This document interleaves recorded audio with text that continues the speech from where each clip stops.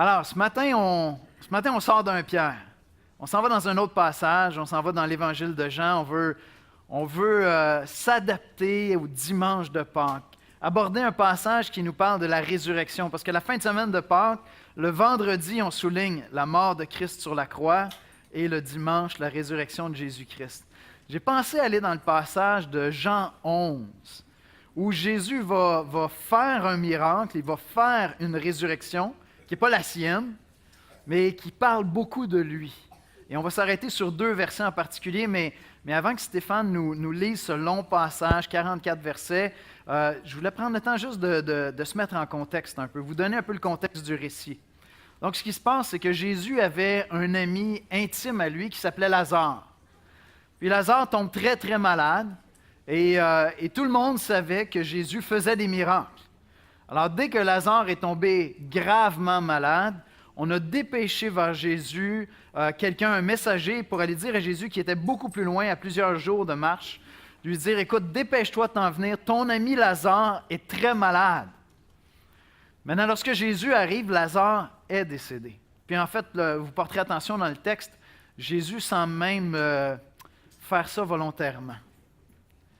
Et ce qu'on découvre dans le passage, c'est que Jésus va pratiquer un miracle, il va ressusciter Lazare, et peut-être que vous ne croyez pas dans ça, on y reviendra tantôt dans le message. Mais il va ressusciter Lazare, et en fait, cette résurrection-là est davantage là pour nous faire connaître qui est Jésus-Christ et quel est son message.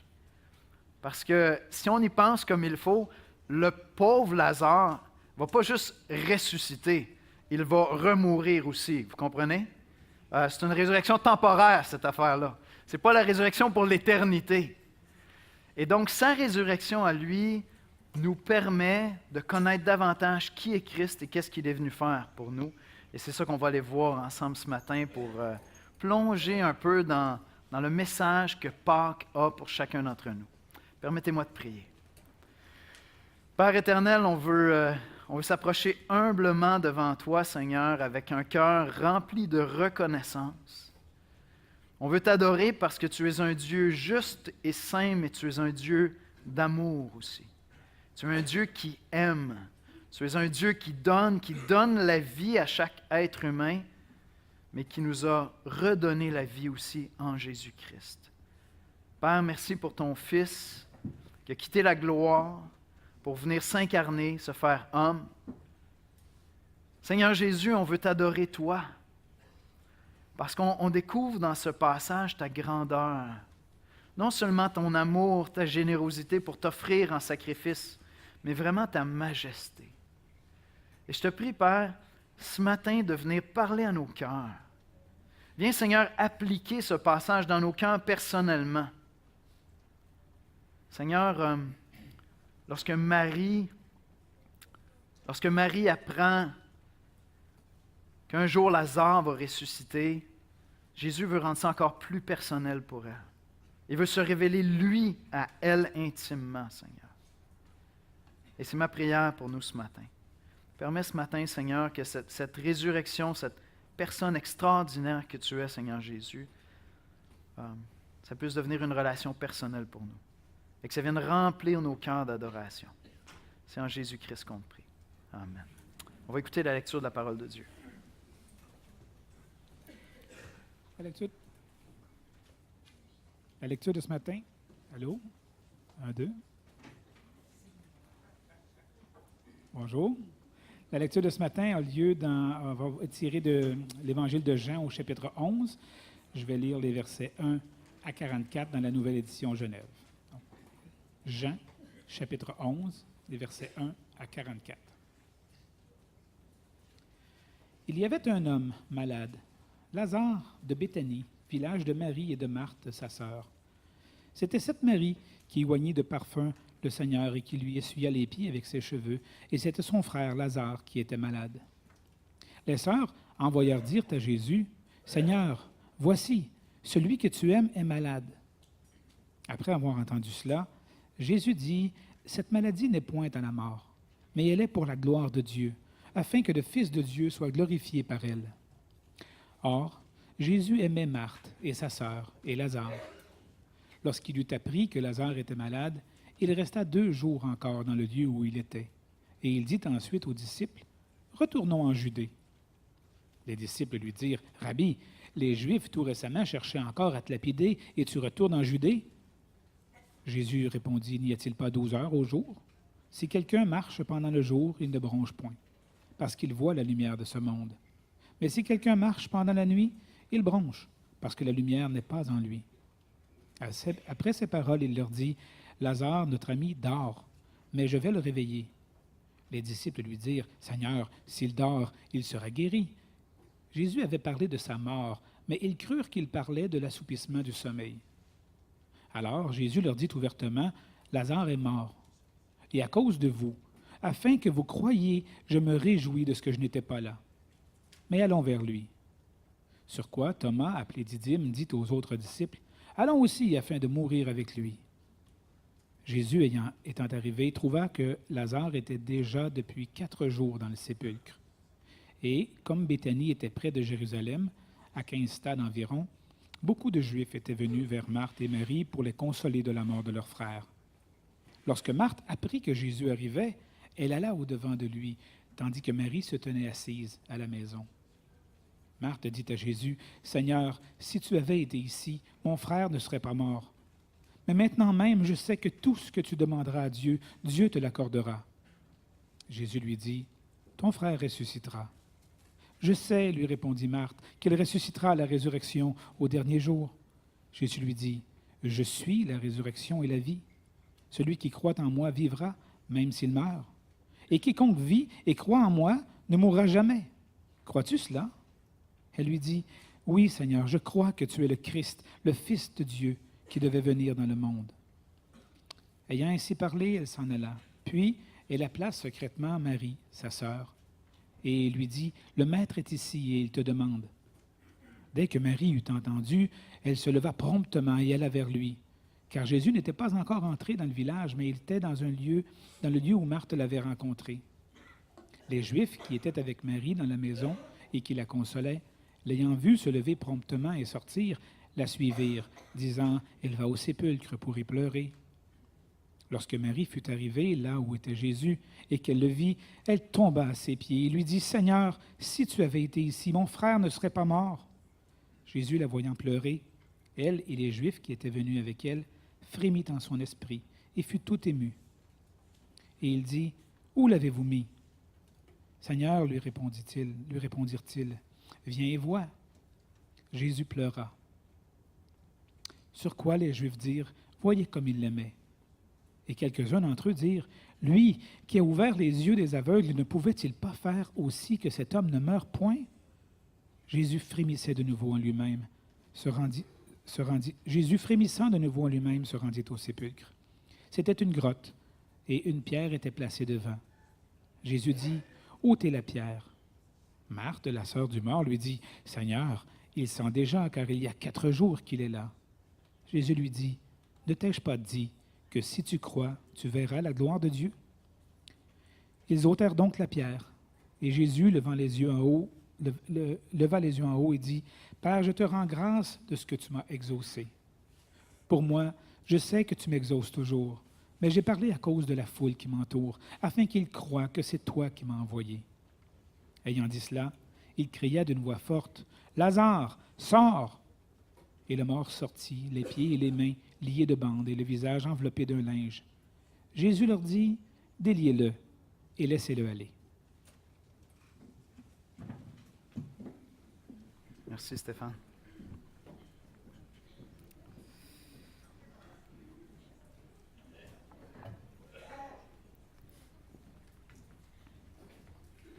Alors, ce matin, je voudrais me concentrer sur 2 versets. C'est un long passage, c'est un passage qui est très, très riche, mais en même temps, les 2 versets sur lesquels on va s'arrêter sont riches, puis ça mérite de s'arrêter même pour un message. Les 2 versets, c'est les versets 25-26, je vous les relis.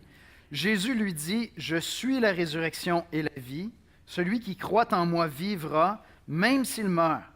Et quiconque vit et croit en moi ne mourra jamais. Crois-tu cela? » Puis je pense que ce qui est en train de se passer dans ce passage-là, c'est que Marie attendait que Jésus arrive plus tôt. pour faire un miracle, simplement pour guérir son frère. Puis maintenant, son frère est décédé. Puis Jésus lui dit, oui, mais il va vivre, il va ressusciter.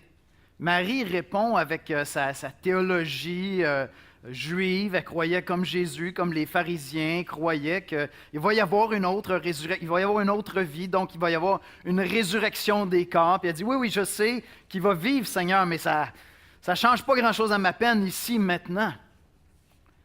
Et ce que Jésus est en train de faire, c'est qu'il est en train de dire, oui, mais je veux rendre ça plus personnel encore pour toi. On va rendre ça encore plus personnel dans ce que tu as besoin de découvrir de moi. Et c'est ça qu'il est en train de révéler à Marie. C'est dans ça qu'on va plonger ensemble ce matin. Il lui dit, « Je suis la résurrection et la vie. Celui qui croit en moi vivra même s'il meurt, et quiconque vit et croit en moi ne mourra jamais. » Est-ce que tu crois cela? Est-ce que tu crois cela? Qu'est-ce que Jésus veut dire par « Je suis la résurrection et la vie ». Qu'est-ce qu'il est en train de dire par ça? Est-ce qu'il est en train juste simplement de dire ce que tous les chrétiens croient? On croit effectivement que Jésus est venu mourir vendredi saint sur la croix. Il est ressuscité d'entre les morts le dimanche. Puis, ça rend possible notre salut. Il est mort sur la croix pour nos péchés. Si je place ma foi en lui, un jour, je vais être réuni avec Dieu. Est-ce que c'est simplement ça qu'il est en train de dire? Ou est-ce qu'il y aurait plus que ça? Tous les chrétiens croient ça. Je pense qu'il y a plus que ça dans le passage. Je pense que Jésus est en train de révéler sa personne à lui, qui il est. Ce matin, on est le dimanche de Pâques, on veut adorer Christ, on veut reconnaître, on veut connaître qui il est. Je pense qu'il est en train de révéler sa personne, il est en train de parler de lui, non seulement de ce qu'il vient faire pour nous, mais qui il est, lui. Et je pense que les mots résurrection et vie, ce n'est pas la même chose. Je pense que Jésus est en train de parler de deux choses différentes. Je pense qu'il est en train de parler de deux aspects du salut, deux aspects différents du salut, puis il l'explique dans la phrase qui suit. C'est ça qu'on va décortiquer ensemble un peu ce matin. Voici comment je résumerai l'exposé de ce matin.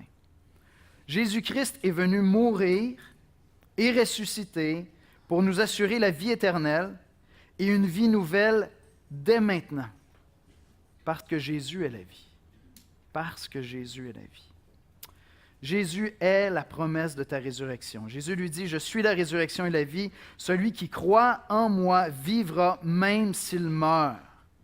Et quiconque vit et croit en moi ne mourra jamais. » Donc, quand j'étudiais le texte, quand j'étudiais le passage, j'en suis venu à la même conclusion que Don Carson, c'est que Jésus nous donne cette déclaration-là, « Je suis la résurrection et la vie. » Puis après, dans la phrase qui suit, avec la première partie de la phrase, il va expliquer qu'est-ce qu'il veut dire par résurrection. Puis par la deuxième partie de la phrase, il va expliquer qu'est-ce qu'il veut dire par vie. Donc lorsqu'il dit « Celui qui croit en moi vivra même s'il meurt », je pense qu'il nous aide à comprendre qu'est-ce qu'il veut dire lorsqu'il dit qu'il est la résurrection. Puis lorsqu'il dit « Et quiconque vit et croit en moi ne mourra jamais », je pense qu'il est en train d'expliquer qu'est-ce qu'il veut dire en disant qu'il est la vie. C'est vraiment deux aspects importants, complémentaires de la foi chrétienne puis de l'expérience de toute personne qui place sa foi en Jésus-Christ. Deux aspects complémentaires de ce qu'on vit comme chrétien. Si on place notre foi en Jésus-Christ, on va vivre ça. Je suis la résurrection. Jésus avait annoncé, à partir de Jean 5 au moins, Jésus avait annoncé que lui, le Fils de Dieu, avait une autorité telle qu'il avait autorité même sur la mort. Qu'il avait le pouvoir de donner, d'accorder la résurrection. On lit dans Jean 5 au verset 25, c'est Jésus qui parle et il dit « En vérité, je vous le dis, l'heure vient et elle est déjà venue où les morts entendront la voix du Fils de Dieu. » On est dans Jean 5, ce matin on est dans Jean 11, d'accord? Où les morts entendront la voix du Fils de Dieu et ceux qui l'auront entendu vivront. C'est comme si ce qui se passe avec Lazare, c'est une réalisation de ça, c'est une illustration de ce qu'il a dit plus tôt. Parce qu'il a dit, ceux qui entendront la voix du Fils de Dieu vivront. Donc Jésus se tient devant le tombeau de Lazare, puis il dit, Lazare, sors! Puis il sort. Peut-être que vous ne croyez pas à ça, vous ne croyez pas aux résurrections, puis vous dites, moi je décroche ici, mais les chrétiens croient profondément que chaque être humain a une âme, qu'on est des êtres sacrés. Les chrétiens ne croient pas qu'avec la mort, tout s'arrête, c'est terminé. Pour un chrétien, la mort, ce n'est pas la fin du monde, littéralement.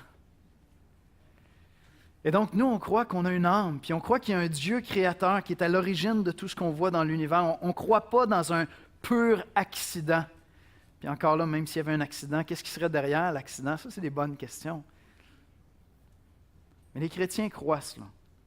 Puis à partir du moment où je crois qu'il y a un Dieu qui a créé l'univers, la question pour moi, ce n'est pas de savoir est-ce que ce Dieu-là pourrait faire des résurrections. La question pour moi, c'est juste de savoir si Jésus est vraiment le Fils de Dieu. La question pour moi, c'est juste de savoir si la Bible est vraiment parole de Dieu ou si ça serait juste des mythes, des fables écrits par les hommes. Et si tu veux explorer cette question-là plus sérieusement, je t'invite à lire l'Évangile de Jean. L'Évangile de Jean, des 4 évangiles, c'est celui qui exalte Christ comme aucun autre, d'une manière vraiment extraordinaire parce qu'il nous révèle une part de la personne de Jésus-Christ, comme les 3 autres évangiles ne le révèlent pas. C'est mon évangile préféré aussi. Donc, d'une part, Jésus est en train d'annoncer la vie éternelle, mais voyez-vous, l'ironie, c'est que quelque temps plus tard, avec son ami Lazare, il va faire la démonstration qu'il a vraiment l'autorité, qu'il a vraiment l'autorité de ressusciter les morts. Il va en faire la démonstration. Un petit peu plus loin dans le même passage, dans Jean 5, Jésus dit ceci, « Car comme le Père a la vie en lui-même, ainsi il a donné au Fils d'avoir la vie en lui-même.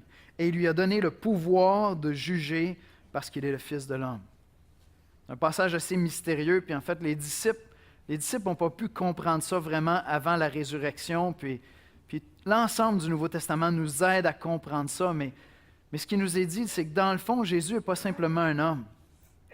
Jésus, c'est Dieu le Fils qui s'est fait homme. Il est Fils de Dieu, puis il est devenu aussi un Fils de l'homme. Et ce qu'il est en train de dire dans ce passage-là, c'est que le Père lui a donné toute autorité, tout pouvoir sur la mort et sur la vie. Christ est juge et il a le pouvoir sur la vie. Je prends le temps d'aller citer ces passages-là parce que dans le passage de ce matin, je pense vraiment que Jésus est en train de révéler sa personne. Il n'est pas juste en train de nous parler de ce qu'il peut nous apporter, mais qui il est comme personne. Imaginez un instant que vous auriez vécu de l'époque, puis vous auriez entendu parler de Jésus, puis vous dites, bon, OK, ça a l'air qu'il y a un faiseur de miracles, puis on en entend toutes sortes, il y en a que ça a l'air vrai, d'autres ça a l'air des charlatans, puis on va aller voir c'est quoi cette affaire-là, puis il semble en plus de ça que lorsqu'il enseigne, il est intéressant, il apporte des choses qu'on n'a jamais entendues, ou un angle de vue sur des textes qu'on s'est fait enseigner depuis tellement longtemps, mais il y a un angle différent. Alors imaginez que vous commencez à vous intéresser, vous allez le voir, puis vous dites, OK, il fait vraiment des miracles. Parce qu'en fait, une des choses qui est notable dans le passage, c'est que même ceux qui sont contre lui, qui ne croient pas en lui, croient qu'il fait des miracles. Si on avait continué le passage, on aurait vu ensemble que les autorités juives disent « Écoutez, on est vraiment mal pris parce qu'il fait vraiment des miracles. » Mais nous, on ne croit pas en lui. Fait que, qu'est-ce qu'on fait avec ça? Et ils commencent à planifier pour le mettre à mort parce qu'ils disent « Non, mais il va entraîner tout le monde. » C'est trop crédible, son histoire. Alors, vous commencez à le suivre, vous découvrez qu'effectivement, il fait des miracles. Vous écoutez ses enseignements. Puis si vous doutez de la qualité des enseignements de Jésus, comme je vous dis, prenez le temps d'aller lire l'Évangile de Jean, Matthieu, Marc, Luc. Allez le lire. Avant de juger le christianisme, prenez le temps d'aller lire au moins un évangile. C'est quand même un des documents fondateurs de notre culture, de notre société. C'est derrière énormément de la pensée occidentale. Prenez le temps d'aller lire cette année l'Évangile de Jean. Puis là, vous ferez une idée sur les enseignements de Jésus. Fait que tu suis Jésus, tu sais qu'il fait des miracles, ses enseignements sont incroyables. Les spécialistes de la Bible n'ont jamais enseigné comme ça. Ils nous aident à voir des choses qu'on n'a jamais vues comme ça. Ils enseignent avec une autorité qu'ils ne se sont jamais autorisés d'avoir. Puis là, tu te dis, mais c'est qui ce personnage-là? Parce que les Juifs attendaient un Messie. Ils attendaient un sauveur. Mais Jésus est mystérieux à travers les évangiles. Les disciples sont là, ils suivent, même ceux qui collent après, là, puis disent « OK, moi je veux le suivre, là. Je pense vraiment qu'on a trouvé le Messie, puis on va le suivre. » Mais ils sont intrigués.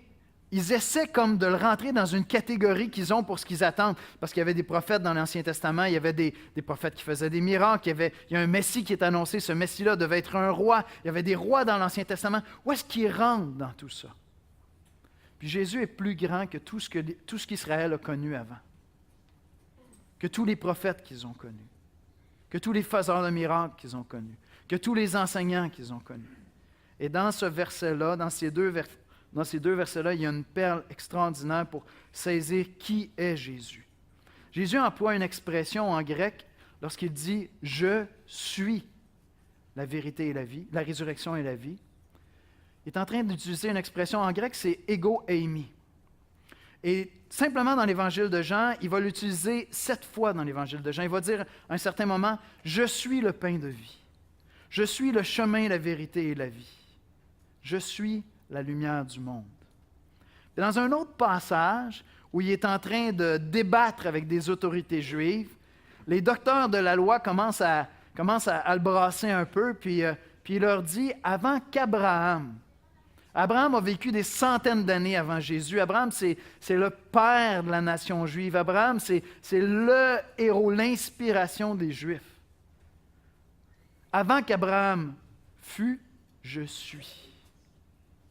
Il déclare ça devant les Juifs. Là, les gars veulent le lapider parce qu'ils disent « Attends un peu, tu es en train de nous dire que tu existais avant Abraham. » Maintenant, tous les théologiens sont d'accord pour dire que Jésus ici est en train d'utiliser une déclaration que Dieu avait faite dans l'Ancien Testament.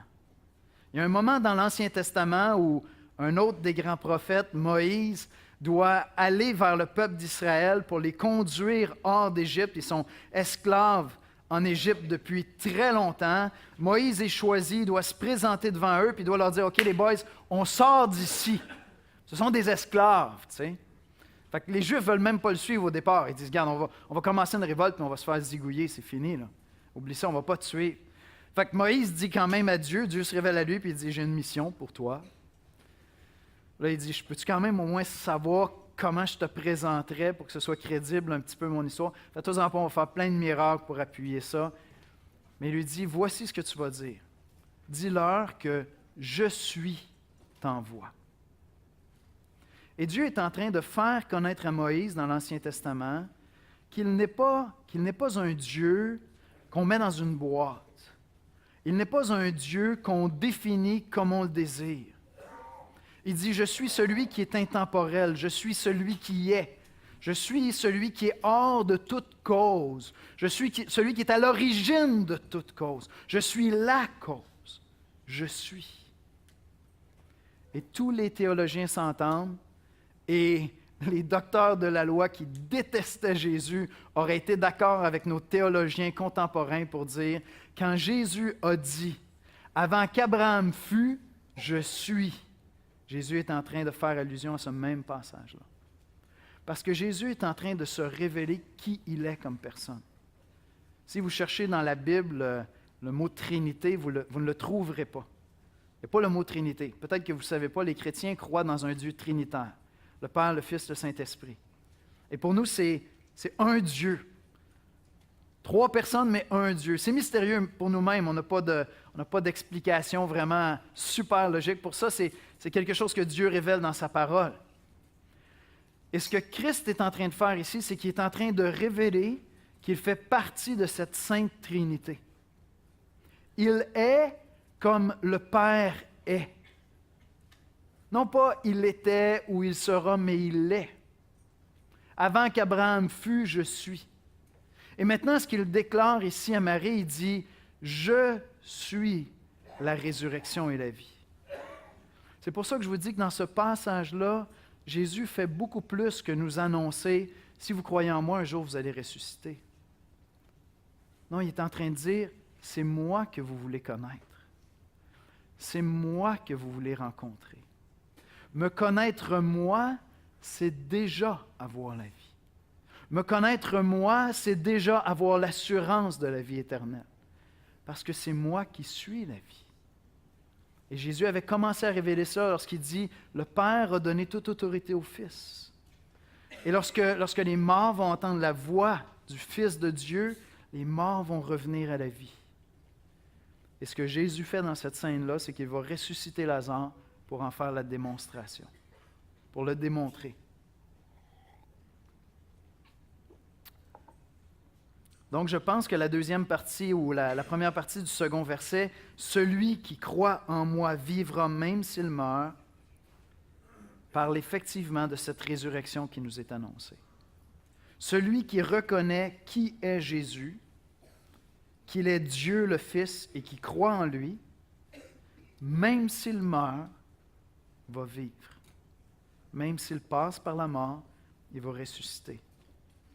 Et les chrétiens croient ça depuis 2000 ans. Tout à l'heure, je le disais, pour un chrétien, mourir, ce n'est pas la fin du monde. Littéralement, ce n'est pas la fin du monde. On était à une rencontre de pasteurs la semaine dernière. Et puis, le sujet de l'enseignement, c'était sur l'amitié. Puis,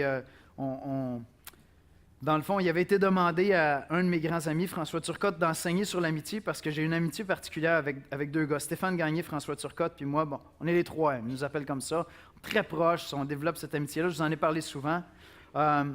Mais écoutez, avant le dernier enseignement que François allait apporter, environ 10 minutes avant, Stéphane, qui se tenait environ à 10 pieds de nous, fait une syncope. Ça veut dire qu'il perd connaissance, puis il tombe comme ça, boum, par terre. Puis là, tout le monde court autour de lui, puis il le retourne sur le dos, puis il y a les paupières qui s'en vont comme ça, puis là, les infirmières arrivent, des tapes sa gueule, puis son épouse, qui est infirmière, elle s'amuse avec son sternum à fond. Ça prend vraiment un instant avant qu'il revienne. Finalement, tout ça, il s'en revient, tu sais, puis on était inquiets, les ambulanciers sont venus, ils étaient allés faire des tests pour savoir qu'est-ce qui se passe. Mais le lendemain, on était au déjeuner, puis Stéphane me dit, il dit, sais-tu ce que j'ai trouvé vraiment le plus spécial? Il dit, il y a un moment où j'étais couché par terre, j'entendais plus rien, mais j'avais conscience d'être, d'exister. Puis là, je me disais, c'est-tu comme ça que ça se passe? Il dit, je suis prêt. Puis là, j'ai commencé à entendre vos voix qui revenaient. Parce que pour les chrétiens, on a vraiment la conviction que mourir, ce n'est pas la fin du monde. C'est pas la fin du monde. En fait, quand j'étudiais le passage cette semaine, je me suis dit, je ne sais pas si vous avez des fois je me pose des questions niaiseuses quand j'étudie la Bible, puis j'arrivais dans le passage, puis là je me suis dit, ouais, mais Lazare, là, as-tu été content d'être ressuscité vraiment? Tu sais, il sort de là, puis je ne sais pas, il me semble qu'il se dit, c'est quoi la joke? Tu es rendu avec Dieu. Tu sais, puis j'imagine juste la relation familiale dans les semaines qui suivent où sa sœur dit « Oui, mais on t'avait perdu. Oui, mais j'étais heureux. Oui, mais on s'ennuyait. Toi, moi, j'étais tellement bien. Pourquoi vous m'avez fait ça? Counseling familial. Juste pour restaurer ça. Le gars est rendu, tu sais, bliss. Il est avec Dieu. Pas sûr que Lazare était content. Comme je vous dis, il a fallu qu'il remeure en plus, tu sais. Parce que Lazare, moi, je ne l'ai pas rencontré. Il ne se promène pas parmi nous. Il est mort éventuellement. Je ne sais pas à quel âge, mais il est mort. Pour les chrétiens, mourir, ce n'est pas la fin du monde. C'est un battement de paupières. C'est tout. C'est un battement de paupières et j'entre dans la présence de Dieu. Parce que j'ai cru en Jésus-Christ qui est ma résurrection. Et c'est ça que les chrétiens célèbrent à Pâques. À Pâques, on célèbre la résurrection de Jésus parce que pour nous, sa résurrection, c'est la prémisse de notre résurrection. La résurrection de Jésus, c'est l'assurance que moi, je vais pouvoir ressusciter après ma mort. Si Christ n'est pas ressuscité, notre foi ne mène à rien. Et c'est pour ça qu'on prend le temps de lire la Bible, d'étudier la Bible, de lire des arguments contre, pour développer une conviction. Tu n'en viens pas à croire à ça simplement comme ça. Tu prends le temps d'examiner les Écritures. Hey, je suis né dans une famille chrétienne. Je suis né dans cette église-ci. Je venais à l'église à 7 ans. Mais moi, à 16 ans, là, c'était comme, c'est-tu vrai cette affaire-là? Je veux dire, comme intuitivement, je veux bien y croire parce que ma mère m'a enseigné ça depuis mon enfance. Mais est-ce que c'est crédible? C'est quand même flyé, cette affaire-là. C'est quand même capoté. Puis tu prends le temps de faire des recherches avant d'adhérer, puis d'avoir une foi, c'est vrai, mais une foi qui te semble la seule conclusion raisonnable. Tu peux croire qu'on vient de nulle part, tu peux croire que Dieu n'existe pas, tu peux croire dans l'absence totale d'un Créateur. Ça peut être ta foi, chacun sa foi. Après réflexion, après recherche, ma conclusion, c'est que la seule foi raisonnable, c'est de croire dans quelque chose comme ça. Parce que ça m'aurait demandé plus de foi de croire dans l'inverse. C'est pour cette raison que les chrétiens vont vers la mort avec calme, généralement. Confiant. Un peu de papillon dans l'estomac, on s'en va vers l'inconnu, mais serein de savoir que je m'en vais rejoindre le Seigneur. Et si tu veux avoir cette paix-là pour toi-même, si tu veux avoir cette assurance, crois en Jésus. Si tu te demandes, ouais, mais comment on fait pour croire en lui? Lis l'Évangile de Jean. Lis l'Évangile de Jean. Si tu dis, je ne m'y retrouve pas, accroche un ami qui est chrétien, allez prendre des cafés ensemble. Tu peux lui dire, regarde, là, je ne m'engage à rien, là, je veux juste comprendre. Tu vas être tellement heureux. Ça va être le plus beau cadeau de l'année que tu vas y faire. Et peut-être que le Seigneur va te faire un beau cadeau en retour, tu verras. Ça, c'est entre toi et Dieu. Maintenant, le mot résurrection est expliqué par la première partie du verset, et je pense que le mot vie est expliqué par la deuxième partie du verset qui dit « Celui qui croit en moi vivra, même s'il meurt. » Je m'excuse, qui dit « Quiconque vit et croit en moi ne mourra jamais. » Quiconque vit et croit en moi ne mourra jamais. Pour comprendre ce passage-là, il faut savoir que Jésus, particulièrement dans l'Évangile de Jean, mais à travers tout le Nouveau Testament, puis même dans l'Ancien Testament, ce qui est enseigné, c'est que si tu crois en Jésus-Christ, le salut, être sauvé, ce n'est pas juste quelque chose de futuriste. Ce n'est pas juste quelque chose pour l'avenir quand je vais mourir. C'est quelque chose qui commence à s'expérimenter maintenant. La promesse que Christ fait, c'est que quand tu crois en lui, il y a une vie nouvelle qui va commencer en toi. Et donc, je pense que c'est de ça qu'il est en train de parler ici. Celui qui vit en moi, celui qui croit en moi, dans un certain sens, ne mourra jamais. Parce que sa vie éternelle a déjà commencé ici-bas. Et ça, c'est un aspect super important du salut. C'est ce qui fait, comme chrétien, que je peux avoir la joie, je peux avoir la paix à travers les difficultés de la vie, non seulement en regardant vers l'avenir, mais parce qu'à l'intérieur de moi, il y a une vie nouvelle qui a commencé. Au début de son évangile, au début de l'évangile de Jean, Jean dit ceci, « Mais à tous ceux qui l'ont reçu, et il parle de Jésus, il faudrait aller voir tout le contexte, à ceux qui croient en son nom, la parole, Jésus-Christ, a donné le pouvoir de devenir enfant de Dieu. » Quand tu crois en lui, bon, il y a un prochain Marvel qui sort bientôt, mais il y a un super pouvoir qui t'est donné quand tu crois en lui. Un pouvoir que tu ne peux pas avoir autrement, c'est celui de devenir enfant de Dieu. Selon les Écritures, tous les êtres humains sont des créatures de Dieu. Magnifiques, sacrés, créés à l'image de Dieu. Mais seuls ceux qui croient en Jésus-Christ deviennent enfants de Dieu. Et si tu crois en lui, tu as ce pouvoir-là. Et puis Jésus continue en disant, « Lesquels sont nés non du sang, ni de la volonté de la chair, ni de la volonté de l'homme, mais de Dieu. » Mais de Dieu. Et donc, ce que Jésus enseigne dans son évangile, c'est que lorsque tu places ta foi en Christ, l'Esprit Saint, la troisième personne de la Trinité, vient faire sa demeure en toi. Je sais que c'est flyé, mais si Dieu t'accorde la grâce de l'expérimenter, ben, tu vas être un flyé comme nous. Puis c'est beau. C'est vraiment génial. Vivre sa vie, vivre de sa vie en toi. Dans Jean au chapitre 7, verset 38, Jésus dit ceci, « Celui qui croit en moi, des fleuves d'eau vive couleront de son sein, comme dit l'Écriture. » Il dit de cela de l'Esprit que devaient recevoir ceux qui croiraient en lui, car l'Esprit n'était pas encore, parce que Jésus n'avait pas encore été glorifié. Donc, ce que Jésus a enseigné, c'est que lorsque je vais croire en lui, l'Esprit va m'être donné et une nouvelle vie va commencer en moi. On a assisté en fin de semaine dernière. Je vais parler de sport. Soyez gracieux si vous savez que je suis vraiment, je suis un expert en sport. D'accord?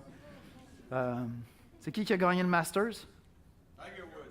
Vous venez de me sauver, j'avais juste Mike Tyson dans la tête. Je suis vraiment désolé. Tiger Woods gagne le Masters. Puis les titres de journaux, c'était quoi? A Story of Redemption. Une histoire de rédemption. Parce que ce gars-là revient vraiment de loin. Sérieusement, là, je ne suis pas ça, mais là, je me suis intéressé, puis j'ai commencé à lire là-dessus, puis j'ai dit, c'est pas possible, là. C'est quand même quelqu'un d'admirable dans sa volonté, pour pouvoir revenir d'où il est revenu, pour pouvoir performer les opérations, l'entraînement. Je veux dire, en plus de ça, son image qui était totalement défaite. Puis cet homme-là s'est donné à fond. Puis dans un sens, il y a quelque chose de vraiment noble. C'est comme une nouvelle vie qui commence. Il s'est refait, cet homme-là. Mais ce que les chrétiens croient, c'est pas moi qui est appelé à me refaire. C'est pas par ma propre volonté que je vais me recréer moi-même. Ma volonté va être appliquée à croire dans une autre personne que moi. Fait que tu sais, le slogan du jour, c'est quoi, hein? Crois en toi. Crois en toi. Ah, les chrétiens, on a comme un regard un peu cynique envers nous-mêmes. Je me regarde, tu sais, puis je dis, je suis une créature merveilleuse, c'est Dieu qui m'a créé. Mais souvent, je me regarde, puis je dis, ouais, pas tant que ça, tu sais. Pas tant que ça, tu sais. Parce que je suis un pécheur. Je me déçois moi-même, je déçois les gens autour de moi, je fais de la peine aux gens, j'ai des idéaux, je n'atteins pas mes idéaux. Et comme chrétien, ce que je décide de faire, c'est pas de croire en moi, c'est de croire en lui, en Jésus-Christ. Parce que lui est la résurrection et la vie. Et ce que les Écritures me disent, c'est qu'au moment où je crois en lui, je vais vivre par ma foi en lui. Je vais vivre par ma foi en lui et par conséquent, d'une certaine manière, je ne mourrai jamais. La vie que j'ai commencée maintenant va se continuer jusque dans l'éternité. Et je pense que cette rencontre-là que Marie a eue avec Jésus, Jésus voulait lui dire, regarde, je comprends que tu souffres. En fait, Jésus va arriver devant le tombeau puis il va pleurer lui aussi. Et je pense qu'il pleure parce qu'il voit la dévastation du péché, il voit la réalité de la mort, il voit combien les êtres humains sont démunis. Et il sait, parce que dans le passage, c'est dit même qu'il frémit, lorsque c'est écrit qu'il frémit dans son esprit, c'est pas bien rendu, il fut irrité dans son esprit. Il y a comme un scandale en lui. Jésus est là, puis pensez-y une seconde, si Jésus est la résurrection et la vie, il est là. Il est là. Tournez-vous vers lui. Arrêtez d'être distrait, arrêtez d'être ailleurs, arrêtez de courir après n'importe quoi. Il est là, il est présent, croyez en lui. Et ce que Jésus a voulu faire pour Marie, il a voulu lui dire, Marie, laisse-moi te donner le plaisir pour toi, peut-être le malheur pour Lazare, de te redonner ton frère. Mais s'il te plaît, Marie, reçois une vérité beaucoup plus grande que ça, beaucoup plus précieuse pour ton âme. C'est moi la résurrection et la vie. Et si tu crois en moi, non seulement tu ne mourras jamais, même si tu meurs, tu vas revivre, mais déjà tu vas commencer à vivre d'une vie nouvelle. Et donc, ce que Jésus fait dans ce passage, c'est qu'il nous invite à le connaître. Et je vais inviter les musiciens à venir me rejoindre à l'avant. Tantôt, on va avoir Christelle qui va nous partager son témoignage. On va entendre le témoignage de quelqu'un qui a connu Jésus. Son histoire, elle, comment elle l'a vécu personnellement. Et ce n'est pas tout le monde qui a cru en Jésus. Comme je l'ai mentionné tantôt, les Juifs qui sont là sont convaincus qu'il fait des miracles. Ils se disent, on est fait, il faut vraiment qu'on trouve un moyen de l'éliminer parce que là, vraiment, il s'en vient trop crédible, le bonhomme. Fait qu'ils font des plans pour l'éliminer. Mais ce que Jésus nous demande, c'est de croire en lui. Puis une fois qu'on a cru en lui, il nous demande d'aller annoncer l'Évangile, d'aller annoncer cet Évangile-là. À la toute fin de son Évangile, je termine avec ce passage, dans Jean 20. Jésus est mort, Jésus est ressuscité, il est avec ses disciples. Puis on lit au verset 19, « Le soir de ce jour, qui était le premier de la semaine, les portes du lieu où se trouvaient les disciples étaient fermées, à cause de la crainte qu'ils avaient des Juifs, parce que là, les Juifs voulaient s'en prendre aux disciples de Jésus aussi. Jésus vint, se présenta au milieu d'eux et leur dit, « La paix soit avec vous. » Et quand il eut dit cela, il leur montra ses mains qui avaient été percées, son côté qui avait été percé, et les disciples furent dans la joie en voyant le Seigneur. Jésus leur dit de nouveau, « La paix soit avec vous. Comme le Père m'a envoyé, je vous envoie. » Voyez-vous, il y a deux réponses sensées à la personne de Jésus-Christ. Croire en lui et parler de lui. C'est les deux seules réponses sensées. Croire en lui comme Thomas, Thomas qui ne croyait pas, puis il dit, « Au fond, j'y touche. » « Oui, mais vas-y, touche. » Puis là, Thomas tombe par terre, « Mon Seigneur et mon Dieu. » Croire en lui et puis parler de lui. Et c'est ça qu'on fait ensemble ce matin. À travers nos chants, à travers notre louange, on est en train de déclarer que nous croyons en lui. On est en train de le célébrer, de l'adorer. En soulignant la Pâque, on est en train de dire, Seigneur Jésus, on croit en toi et on vit déjà cette vie nouvelle-là. Et à travers la prédication, à travers le témoignage, à travers le baptême, on parle de lui, on l'annonce. Faites ça cette semaine. Partez pour la semaine en croyant en lui puis en l'annonçant. On va prier ensemble. Seigneur Jésus, ce matin, on veut t'adorer, on veut te célébrer. Tu es la résurrection et la vie, tu es le grand je suis. Tu n'es pas simplement un homme, Jésus de Nazareth, qui a marché parmi les hommes.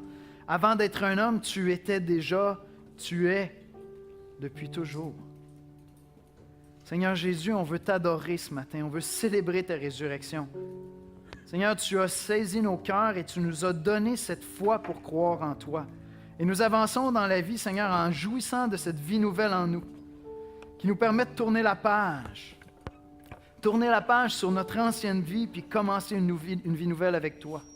Puis grandir en toi, Seigneur, et vivre de cette vie, t'adorer, t'annoncer, te célébrer, Seigneur.